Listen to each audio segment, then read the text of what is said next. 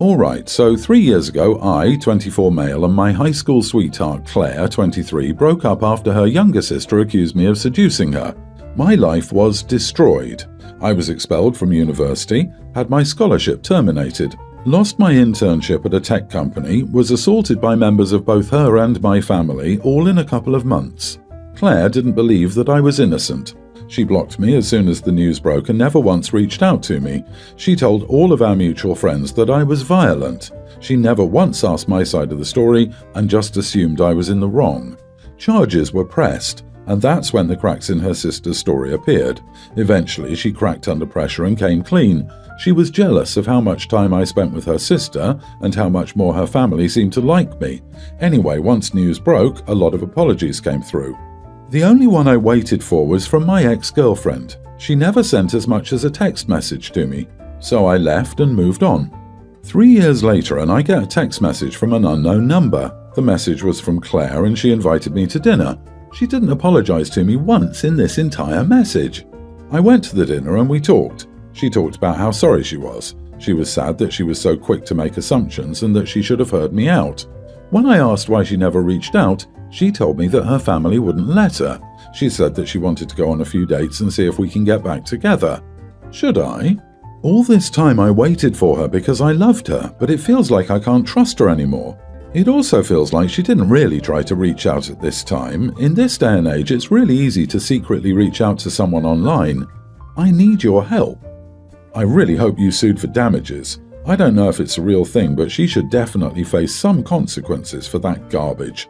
But no, and I repeat, no, I'd go complete no contact with your ex. Agree. He could sue for what he lost from scholarships, what income he lost from the internship for however much time he had left of it, slander, emotional distress, and probably a laundry list of other things after everything they put him through. Yep, many more women in the world don't come with psychotic, life-ruining little sisters. After that type of history and family drama, I just steer clear and move on with my life. 3 years is a long time to try and reach out. And after all, you will eventually have to see her younger sister at some point if you two renew a relationship.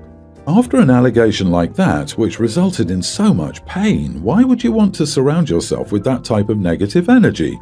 You would have to be a complete moron to even consider saying yes. 3 years pass and now she's apologizing? I wouldn't have even gone to dinner with her. She's sorry for herself, not for what she and her family did to OP. She's ready to move on, to forgive and finally ready to date him again. She doesn't understand that she's the one who should be begging forgiveness. I can understand her freaking out when her sister made those accusations. Even if she believed her sister, she should have talked to you first and then made up her mind. But then, when the truth came out, she never reached out to you. Her parents didn't let her. She was 20 at the time. She doesn't need them to let her. Please see this dinner for what it was, a closure. I'm shocked that you went to meet her. It doesn't make sense why her family wouldn't let her see you, but now she can? Since she has yet to apologize, and even if she does, why should you accept this apology? Her sister, she and her family ruined your life. Even if you get back together, there's no way to bring back your scholarship, internship, and future. Hope you sued the family for destroying your future. I, 24 female, work as a chef at one of the famous restaurant chains in our city known for its delicious food. We used to work non-stop all day as our orders were really high, pre-global issue. Needless to say, our restaurant closed down during this lockdown and I'm staying home. I really love cooking and I enjoy it so much. As I have lots of free time, I do try out many recipes and upload vlogs often. My sister-in-law's 25 son's first birthday is coming up soon and she asked me if I was willing to do cake. Obviously, I said yes. The party will take place in my in-laws' house, which is a 2 or 3 hour drive from where we are, and it's been a long time since we saw each other. Yesterday, she called me again to ask if I can cook for the party. Overall, there'll be 10 to 13 people at the party, all vaxxed. I wasn't sure at first. She told me she'll help me and gave me a list of what she wants. Around 4 or 5 main traditional dishes with 3 side dishes and some cupcakes as desserts. I said it was too much even for both of us and asked if we can order from outside, but she insisted she wanted my cooking as our family loves to eat my food. I told her I'll call her back later. I gave it a thought, but in the end I didn't want to. First of all, it's for more than 10 people and the dishes she gave requires 3 or 4 hours of prep and actual cooking, which means I would have to get there earlier than the others. Second, she told me she'll help, but she will slack off in the middle and would always ask obvious questions, even if I gave clear instructions. Happened before. Third, I'm already preparing the cake, so I feel it's more than enough. I texted her back I didn't want to. She then vented to my partner and told him that I'm not cooking for his family even though I've cooked for my family before. My family is comparatively smaller than his. Seems like she expressed that the whole family is disappointed with my behaviour. It was frustrating when my partner confronted me and I told him that I'm already making the cake and it feels like she's just using me. I stated the above reasons, but he still wants me to cook since my cooking is delicious and they all love it. I straight away told him that I'm not his family's personal chef and if they want to eat, they can gladly order out. He's still mad, I guess, and has been passive-aggressive the whole day. So, am I the idiot? Not the idiot. If you have to start prep at home, you would even need to do the shopping. I wonder if she expects you to pay for the groceries as well. It's wise of you to say no. If you continue to get pressured, don't make the cake and don't attend the party. Not the idiot. I'm assuming she's also expecting you to bring a gift for her child. That makes you a guest, not the host. Also, she may be offering to help now, but who will do the prep and set up for the party? I would tell her that you're already doing her a favour by making the cake and you would like to enjoy the party and not do all the work. Also, this may be a cultural difference, but I've never heard of having such extravagant food for a 1-year-old's birthday party. Yeah, this is as much a husband problem as a sister-in-law problem. He should have shut her down immediately instead of whining and spinelessly bowing to his sister. If they keep hassling you, I wouldn't even want to make the cake or go to the party. Not the idiot. You work as a chef. It's your job. It's not fair that your sister-in-law and your partner demand you cook for 10 to 13 people, and I assume no one is paying you for it. Sure, I know it's family and so on, but come on. 4 or 5 main courses plus side dishes and desserts, and the cake you already accepted you would bake. It's definitely unreasonable for them to ask that you do that alone. Your sister-in-law is using you. You're already baking the cake. You don't have to do anything else for her that you don't want to. Let her order takeout or hire a chef or whatever. Sure, your cooking is delicious, but that doesn't mean your sister-in-law is entitled to demand your delicious cooking. You are not their personal chef. My parents have this system. You have to move out once you get into college. You can still come back home. They own rental properties, so you live there. You can either move out for an entire school year or just move out for 3 summers. This was my freshman year of college and my sister's junior year. The second part of the system is that you can choose to have your grades up to a certain standard and they won't charge you rent or anything, but with this, you have to have a roommate. The other option is to pay the bills yourself and you can choose to get a roommate. I moved out for the school year and I chose the grade option. My roommate was a boy and eventually we started dating. My boyfriend was a very messy person. He'd leave clothes all over the place, he wouldn't do dishes and he wouldn't take out the trash. Like he would just let messes grow and would never clean them. I wanted a clean house, so I started some programs like putting your clothes in the wash while you were in the shower. I bought a portable washer, and our home was clean most of the time. My family would come over sometimes and the house would always be clean then. At around Easter, my sister starts acting all giggly and talking about a boy. I'd nag her to let me meet him, and she kept saying I know him really well and things like that. She said she was going to bring him over for Christmas and we were all excited. And the guy who walks in is my boyfriend. I was really hurt, but I just went up to my room and my parents kicked him out and my sister out for the night.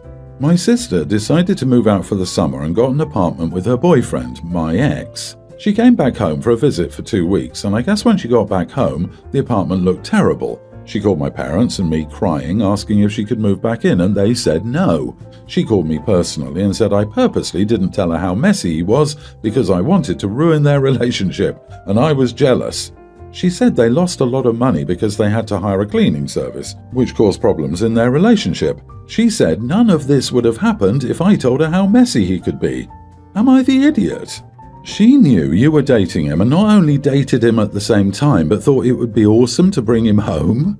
You could have put fire ants in their clothes and released cockroaches into their home and still never come close to idiot territory with those two. You are not the idiot.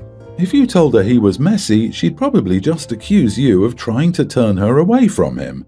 I'm so confused as to why your sister giggled about Opie knowing the guy, unless maybe she thought Opie and the ex were just roommates. Then it'd still be awkward, but more likely to go over better than introducing your new boyfriend, who is also currently your sister's boyfriend, to your parents at Christmas dinner. But also, from the way the sister is acting, she's an idiot who doesn't understand consequences and has unreasonable expectations, so the latter is probably true. Not the idiot. How you can still talk to your sister boggles my mind. She should be cut off forever after she stayed with your boyfriend, knowing he cheated on you. You owe her nothing. Also, this is the literal definition of sloppy seconds. You reap what you sow. It's funny. Like sister expected Opie to warn her when Opie didn't even know they were cheating with each other. Next time, I hope Opie says something like, "I would have warned you if you told me you were gonna snake him." Sister dated a garbage guy who lives in garbage. Hope she enjoys it. Opie, you are not the idiot and keep your sister at arm's length forever. Also, your ex-boyfriend is awful. Not the idiot. It's as clear as day. Your sister knew he was your boyfriend and for some reason decided to surprise you with the news you were both in a relationship with the same person. That's just so gross and evil. I'd cut contact with her forever. I think your parents stink too for allowing her to visit while you're living at home after what she did to you. I hope you heal and live a happy and successful life. As for your sister, I hope she has to pick up your sloppy seconds dirty underwear till she's wrinkled. My boyfriend, 21, and I, 21 female, have been together for about 3 months. We met in college. He's a pretty spontaneous person, while I like planning stuff more. We communicate about this openly though, and this has never been an issue before. Last weekend, he told me he wanted to take me to a new place for a date, but the actual location was a surprise. I was in a great mood and was looking forward to the date, so I said yes happily. So we got in the car and headed off. It was a pretty long car ride, and I noticed we were heading to the outskirts of our city, less populated, more rural, a place unfamiliar to me. The following bits are almost verbatim because I genuinely want to know if I said something terrible. About an hour into the ride, I asked him where we were going and he responded, jokingly, "Just sit tight and do as you're told." I laughed and said, "No, genuinely, where is this place? Seems real far away." Him, "I'm not telling you, you'll see when we get there." I said okay, and another 45-ish minutes pass and we're still not there. I don't know our surroundings at all and it's getting dark. I was getting kind of hungry and annoyed at this point, so I started, if I'm honest, pestering him. Me, "This is taking so long," boyfriend's name. "Where are we going?" Him, "Not telling you." Me, "At least tell me what we're doing there." Him, "Just calm down." So we went back and forth like this for a while as I was getting more and more annoyed. He was very suave and relaxed the whole time. At this point, night had fallen, and if I'm honest, I was getting kind of nervous about where we were going, why it was taking so long, why he wasn't telling me, etc. It was dark, not a lot of people, rural-ish area. To be fair to me, I felt really unsafe, so I'll admit I was getting keyed up. Eventually I snapped and said, "Stop telling me to calm down. I hate being made to do things while not knowing what they are. Tell me where we're going."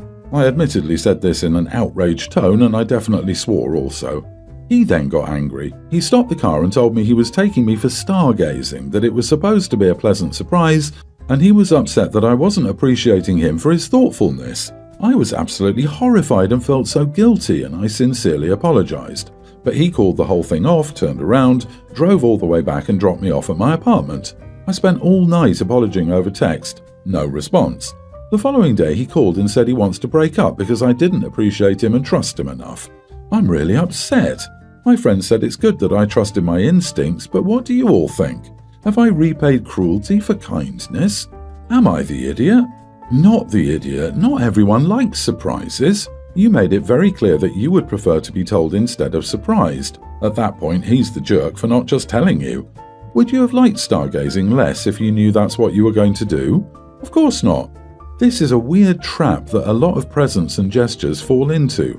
The giver makes it more about themselves than the recipient. This was not thoughtful. Do not fall for that. A thoughtful gesture is about the recipient and what they want. He was more focused on what he wanted, which was to surprise you. He's upset because you didn't want what he wanted. Everyone's the idiot here.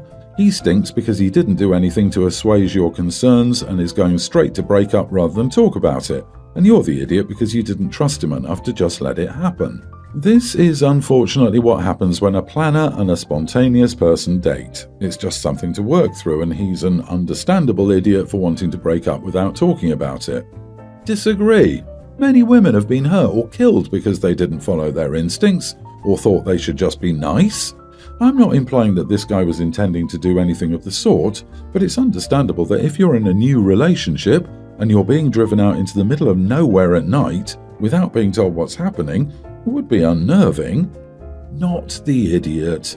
You told him you were feeling scared. He should have said, "We're going stargazing, so I'm taking you away from light pollution." Instead, the surprise was more about him than you feeling safe. You were getting more and more scared, and he ignored it. It's best to let him go. Your safety is paramount, and always, always trust your gut. 3 months is not a long time. You didn't know this person. If you mattered to him, he would have realized how scared you were, and instead of brushing off your concerns, told you. I work in recruitment at a company, and my focus is on graduates looking for their first or second job out of university. An acquaintance of mine who graduated the same time I did asked me for advice a couple of weeks ago at the pub because it had been a year or so and he'd not found a white-collar job. He asked me if I had any roles he'd be a good fit for. I said sure and mentioned one to him and sorted him out with an interview outside of my company process, so it's not like I stood to gain commission from him or anything either. Then I heard from the company that he rejected their offer and that he was rude about it. I asked him earlier today and he scoffed and said he had a finance degree, so he wasn't going to consider anything lower than $35,000 starting and ideally wanted $40,000. He was offered $22,000 at this role. I asked him if he was serious, and he told me he knew how much he was worth. I turned around and told him that he was delusional for the following reasons. In the UK, $30,000 is top money for a fresh grad, and you must work at a Big Four consultancy or law firm or hedge fund or somewhere top tier. Doctors start off at about £28,000.